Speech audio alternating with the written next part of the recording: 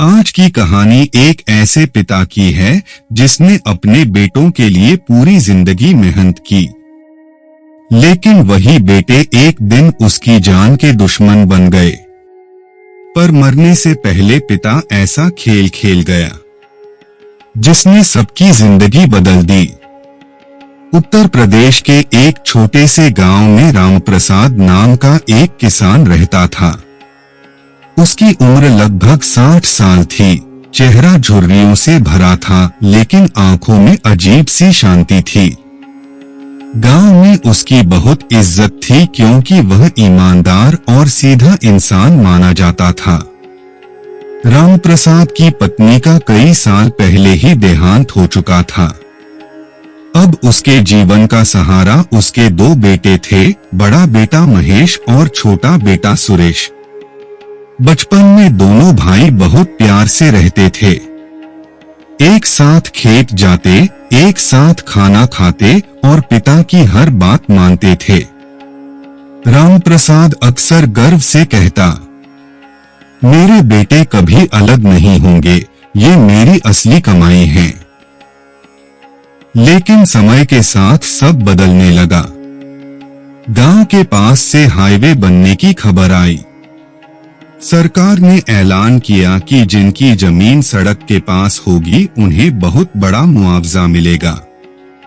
रामप्रसाद की पूरी 12 बीघा जमीन ठीक सड़क के किनारे थी। बस यहीं से लालच का बीज बोया गया। उस दिन महेश शहर से लौटा और धीरे से सुरेश से बोला, तुझे पता है, ये जमीन अब करोड़ों की हो जाएगी। अगर बाप ने इसे बेच दिया तो पैसे बराबर मिलेंगे, लेकिन अगर सब मेरे नाम हो जाए तो? सुरेश पहले चौंका, पर भैया, बापू कभी ऐसा नहीं करेंगे। महेश हंसा, बुजुर्ग आदमी है, समझाया जा सकता है। और नहीं माना तो? महेश की बात अधूरी रह गई, लेकिन सुरेश के दिल में डर बैठ गया। उस रात दोनों भाइयों ने पहली बार पिता से जमीन की बात की। महेश बोला, बापू, जमीन बेच देते हैं, शहर में घर ले लेंगे, आराम से रहेंगे। रामप्रसाद मुस्कुराया, बेटा, ये जमीन तुम्हारी मां की निशानी है, मैं इसे कभी नहीं बेचूंगा। सुरेश बोला, तो हमारे नाम कर दो। रामप्रसाद की आंखें पहली बार सख्त हुई। जब तक मैं जिंदा हूं, जमीन मेरे नाम रहेगी, मेरे बाद तुम दोनों की है। दोनों भाई चुप हो गए, लेकिन उस दिन उनके दिल में पिता के लिए सम्मान नहीं, नफरत पैदा हो गई। उस रात महेश देर तक जागता रहा। खिड़की से खेतों की ओर देखते हुए उसने कहा, या तो जमीन हमारी होगी या फिर बापू नहीं रहेंगे। सुरेश के हाथ कांप उठे, भैया, ये पाप है। महेश बोला, गरीबी सबसे बड़ा पाप है। और यहीं से एक बेटे ने अपने पिता की मौत का फैसला कर लिया। उस रात के बाद घर का माहौल बदल गया। पहले जहां रामप्रसाद के घर में हंसी गूंजती थी, अब वहां अजीब सी खामोशी रहने लगी। रामप्रसाद सब समझ रहा था। बूढ़ी आंखें अक्सर ज्यादा देख लेती हैं। वह कई बार देखता, दोनों भाई उससे छुपकर बातें करते। उसे आते देख अचानक चुप हो जाते। और सबसे ज्यादा, अब कोई उसके साथ खेत नहीं जाता था। एक सुबह रामप्रसाद ने प्यार से कहा, महेश बेटा, आज साथ चल खेत पर, हल चलाना है। महेश ने बिना उसकी तरफ देखे जवाब दिया, समय नहीं है बापू, शहर जाना है काम से। सुरेश भी नजरें चुराकर बोला, मुझे भी काम है। रामप्रसाद मुस्कुराया, पर दिल अंदर से टूट गया। उसी शाम महेश ने सुरेश को घर के पीछे बुलाया। धीरे आवाज में बोला, सीधे तरीके से नहीं मानेगा, अब दूसरा रास्ता अपनाना पड़ेगा। सुरेश डर गया। क्या करने वाले हो भैया? महेश बोला, कल रात दूध में दवा मिला देंगे, सोते सोते खत्म हो जाएगा, किसी को शक भी नहीं होगा, सब कहेंगे बूढ़ा था, मर गया। सुरेश के पैरों तले जमीन खिसक गई। नहीं भैया, मैं ये नहीं कर सकता। महेश गुस्से में बोला, डरपोक मत बन, सोच करोड़ों की जमीन, शहर में बड़ा घर, गाड़ी, दुकान, हमारी पूरी जिंदगी बदल जाएगी। लालच और डर दोनों सुरेश के अंदर लड़ रहे थे। आखिर उसने धीमे से कहा, अगर पकड़े गए तो? महेश मुस्कुराया, कोई नहीं पकड़ेगा, मैं सब सोच चुका हूं। उसी समय दरवाजे के पास खड़ा रामप्रसाद सब सुन चुका था। उसके हाथ से लाठी छूट गई। आंखों में आंसू थे, पर आवाज नहीं निकली।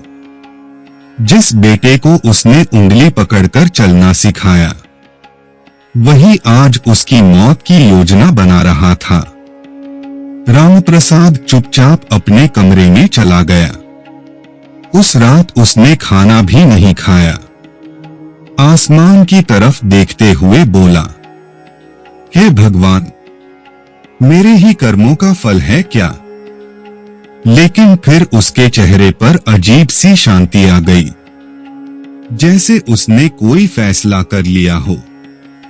सुरेश के हाथ कांप रहे थे। उसने दूध का गिलास पकड़ा हुआ था। महेश ने जेब से दवा की पुड़िया निकाली और उसमें मिला दी। महेश बोला, ले जा, बापू को दे आ। सुरेश के कदम भारी थे।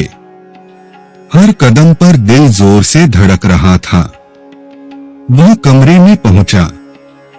रामप्रसाद खाट पर लेटा था। आंखें बंद थीं। सुरेश की आंखों से आंसू गिर पड़े। बापू, दूध रख दिया है। रामप्रसाद ने आंखें खोली और पहली बार बेटे को बहुत ध्यान से देखा। उसकी नजरों में प्यार था, गुस्सा नहीं। वह मुस्कुराया, तू बहुत घबराया हुआ लग रहा है बेटा। सुरेश कांप गया। नहीं बापू, रामप्रसाद बोला। बैठ, मेरे पास बैठ। सुरेश बैठ गया और फूट फूट कर रो पड़ा। बाहर खड़ा महेश सब देख रहा था और झुंझला रहा था। रामप्रसाद ने बेटे के सिर पर हाथ रखा। बेटा, इंसान से गलती हो जाए तो भगवान माफ कर देता है, लेकिन अपने खून से विश्वासघात करे तो जिंदगी माफ नहीं करती। सुरेश का दिल जोर से धड़कने लगा। उसे लगा जैसे बापू सब जानता है। तभी रामप्रसाद ने दूध का गिलास उठाया और एक ही सांस में पी गया। सुरेश चीख पड़ा, बापू मत। लेकिन देर हो चुकी थी। सुरेश की चीख सुनकर महेश भी कमरे में भागता हुआ आया। रामप्रसाद खाट पर शांत लेटा था। चेहरे पर डर नहीं, अजीब सी सुकून भरी मुस्कान थी। सुरेश रोते हुए उसके पास बैठ गया। बापू, मैंने आपको मार दिया, मुझे माफ कर दो। महेश घबरा गया, पर खुद को संभालते हुए बोला, रो मत, कोई सुन लेगा। बूढ़े थे, ऐसे ही मर गए। समझा? लेकिन तभी रामप्रसाद ने धीरे धीरे आंखें खोल दी। दोनों भाई पत्थर की तरह जम गए। सुरेश हकलाया, बापू, आप जिंदा? रामप्रसाद उठकर बैठ गया। इतनी जल्दी मर जाऊंगा तो तुम्हारी परीक्षा कैसे लूंगा बेटा? महेश के चेहरे का रंग उड़ गया। कैसी परीक्षा? रामप्रसाद शांत आवाज में बोला, कल तुम दोनों की सारी बातें सुन ली थी मैंने, इसलिए आज असली दूध मैं पहले ही पी चुका था। इस गिलास में सिर्फ हल्दी और चीनी थी। दोनों भाइयों के पैरों तले जमीन खिसक गई। सन्नाटा। कमरे में कुछ देर तक कोई नहीं बोला। सिर्फ दिए की लौ हिल रही थी। रामप्रसाद ने लाठी उठाई और धीरे से बोला, मैंने सोचा था मेरे बाद तुम दोनों साथ रहोगे, पर तुम तो मेरे रहते ही मुझे मिटाने चले थे। सुरेश उसके पैरों में गिर पड़ा। बापू, गलती हो गई। लालच आ गया था। लेकिन महेश अब भी चुप खड़ा था। उसकी आंखों में पछतावा कम, गुस्सा ज्यादा था। वह बोला, तो क्या करते? सारी जमीन अपने साथ ले जाते। रामप्रसाद ने गहरी सांस ली। जमीन तुम्हारी ही है, पर इंसानियत भी कोई चीज होती है। महेश तड़प कर बोला, हमें इंसानियत नहीं, हक चाहिए। पिता का फैसला। रामप्रसाद अंदर गया और एक पुरानी लोहे की पेटी लेकर आया।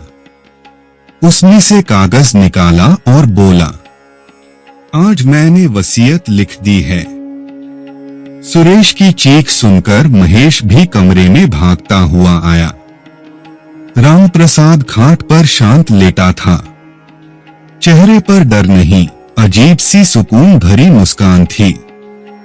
सुरेश रोते हुए उसके पास बैठ गया। बापू, मैंने आपको मार दिया, मुझे माफ कर दो।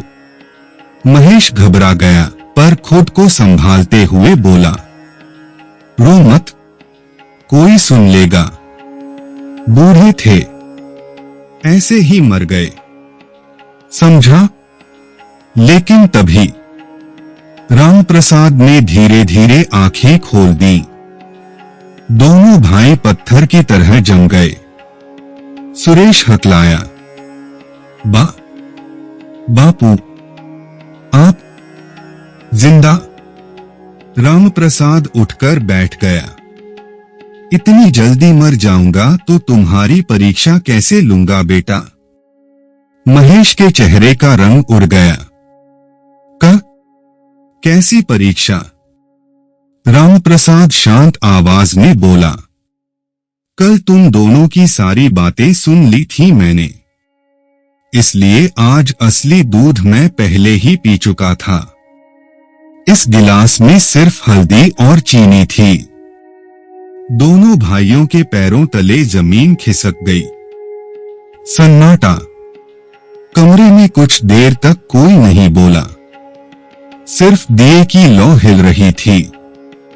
रामप्रसाद ने लाठी उठाई और धीरे से बोला, मैंने सोचा था मेरे बाद तुम दोनों साथ रहोगे, पर तुम तो मेरे रहते ही मुझे मिटाने चले थे।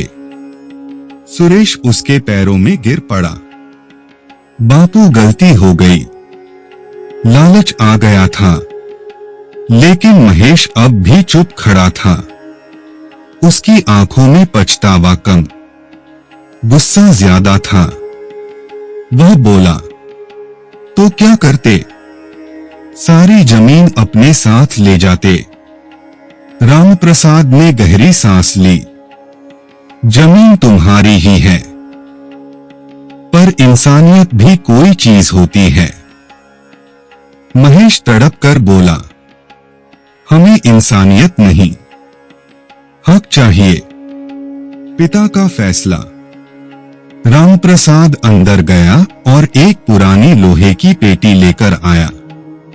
उसमें से कागज निकाला और बोला, आज मैंने वसीयत लिख दी है।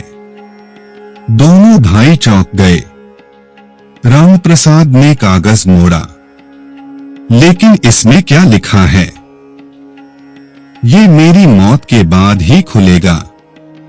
महेश घबरा गया। अभी बताओ। रामप्रसाद मुस्कुराया। जिसे मेरे जीते जी सब चाहिए था, उसे मेरे मरने के बाद ही सब मिलेगा। इतना कहकर उसने वसीयत कपड़े में बांधी और गले में डाल ली। उस रात कोई नहीं सोया। एक कमरे में डर था, दूसरे में लालच और तीसरे में एक पिता का टूटा हुआ दिल। लेकिन महेश की आंखों में अब डर नहीं रहा था। वह खिड़की से बाहर अंधेरे को देखते हुए बोला, अब सच में मरना पड़ेगा बापू, तभी वसीयत मिलेगी। सुरेश कांप उठा। भैया अब नहीं, भगवान के लिए नहीं। महेश की आवाज ठंडी थी। अब पीछे नहीं हटेंगे। और उसी पल घर में दूसरी बार मौत का फैसला हो गया। रात घर में गहरा सन्नाटा था। रामप्रसाद खाट पर लेटा था, पर उसे नींद नहीं आ रही थी। उसे महसूस हो चुका था आज कुछ होने वाला है। दूसरी तरफ महेश और सुरेश आंगन में खड़े थे। सुरेश बोला, भैया छोड़ दो, मुझे जमीन नहीं चाहिए। महेश ठंडी आवाज में बोला, अब देर हो चुकी है। वो जीता रहा तो सब दान कर देगा। उसने जेब से रस्सी निकाली। सुरेश के हाथ कांपने लगे। आधी रात दोनों धीरे से कमरे में घुसे। रामप्रसाद ने आंखें खोल दी। उसने दोनों को देखा, फिर शांत आवाज में बोला, मारने आए हो? सुरेश रो पड़ा। बापू माफ कर दो। रामप्रसाद बोला, अगर मेरी मौत से तुम्हें सुख मिलेगा तो कर दो बेटा। महेश ने दांत भींचे और रस्सी उसके गले में डाल दी। सुरेश चिल्लाता रहा, भैया छोड़ दो। लेकिन कुछ ही पल में रामप्रसाद का शरीर ढीला पड़ गया। कमरे में सन्नाटा छा गया। सुबह गांव में खबर फैल गई। रामप्रसाद को रात दिल का दौरा पड़ा। सब लोग दुखी थे, पर सुरेश किसी की आंखों में नहीं देख पा रहा था। अंतिम संस्कार में जब चिता जली, रामप्रसाद के गले की वसीयत नीचे गिर गई। महेश ने तुरंत उठा ली। उसकी आंखों में आंसू नहीं, सिर्फ जमीन दिख रही थी। अंतिम संस्कार के बाद घर में पहली बार सन्नाटा नहीं, बल्कि बेचैनी थी। महेश बार बार जेब में रखी वसीयत को छू रहा था। उसे इंतजार था कब सब लोग जाएं और वह कागज खोले। रात हुई। गांव वाले लौट गए। अब घर में सिर्फ दो भाई रह गए। सुरेश को नींद नहीं आ रही थी। आंगन में बैठा वह बार बार उसी खाट को देख रहा था जहां बापू बैठा करते थे। उसकी आंखों से आंसू बह रहे थे। हमने क्या कर दिया? महेश चिढ़कर बोला, रोना बंद कर। जो हुआ सो हुआ। अब जिंदगी बन जाएगी। उसने जेब से वसीयत निकाली। दोनों की धड़कन तेज हो गई। वसीयत खुली। महेश ने कांपते हाथों से कागज खोला और पढ़ना शुरू किया। मैं राम प्रसाद पूरे होश में यह वसीयत लिख रहा हूँ। मेरे मरने के बाद मेरी सारी जमीन गांव के अनाथालय और मंदिर को दान की जाती है। मेरे बेटों को सिर्फ वही मिलेगा जो उन्होंने मुझे दिया, कर्मों का फल। महेश की आंखें फट गईं। ये कैसे हो सकता है? सुरेश जमीन पर बैठ गया। लेकिन नीचे एक और पंक्ति लिखी थी, अगर मेरी मृत्यु स्वाभाविक न हो तो यह कागज सीधे थाने में जमा किया जाए। इसकी सूचना मैंने पहले ही प्रधान और वकील को दे दी है। दोनों के हाथों से कागज गिर गया। उसी समय दरवाजे पर दस्तक, ठक ठक ठक। महेश घबराया। इतनी रात को कौन? दरवाजा खुला। बाहर गांव का प्रधान और 2 पुलिस वाले खड़े थे। प्रधान ने गंभीर आवाज में कहा, राम प्रसाद ने सब बता दिया था। उसे अपने बेटों पर शक था। सुरेश फूट फूट कर रो पड़ा, हमसे गलती हो गई। पुलिस ने महेश के हाथों में हथकड़ी डाल दी। महेश चिल्लाया, ये जमीन मेरी थी। प्रधान बोला, जमीन तेरी नहीं, तेरे पिता की मेहनत थी। अंतिम दृश्य, दोनों भाई पुलिस के साथ जा रहे थे। घर खाली रह गया। आंगन में वही खाट पड़ी थी और हवा में जैसे राम प्रसाद की आवाज गूंज रही थी, लालच इंसान को अमीर नहीं, अनाथ बना देता है। कहानी की सीख, जो माता पिता पूरी जिंदगी बच्चों के लिए जीते हैं, उनका दिल तोड़ने वाला कभी सुखी नहीं रहता। अगर आपको ऐसी दिल छू लेने वाली कहानियां पसंद हैं, तो चैनल को अभी सब्सक्राइब कर लीजिए, क्योंकि यहाँ हर दिन नई कहानी मिलती है।